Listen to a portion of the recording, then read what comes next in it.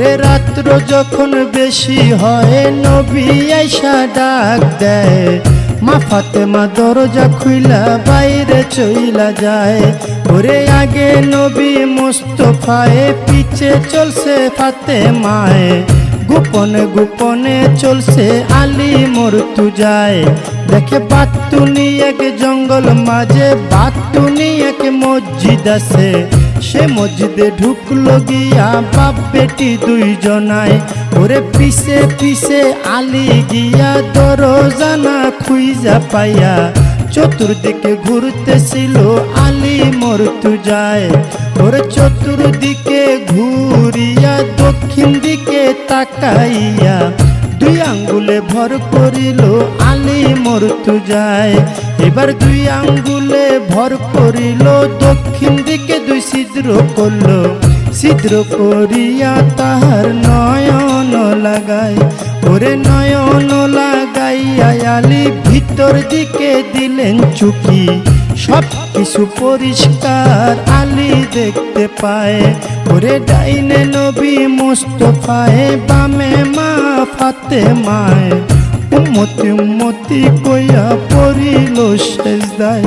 ওরে যখন তারা সেজদা দিল, জোড়ায় জোড়ায় খুইলা গেল, মাথাটা দূরে গিয়া আল্লাহ আল্লাহ গায়।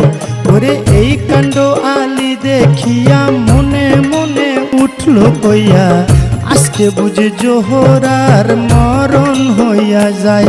ওরে জোহরা জোহরা কইয়া, ও হায়রে হায়দারি হাকালি দিয়া, ওরে হায়দারি হাক দিয়া আলী, হায়দারি হাক দিয়া আলী মসজিদটা কাঁপায় রে সাধের দুনিয়ায়। যার যেখানে মরণ লেখা যায় হবে, যার যেখানে মরণ লেখা যায় রে সাধের দুনিয়ায়, যার যেখানে মরণ লেখা যায়।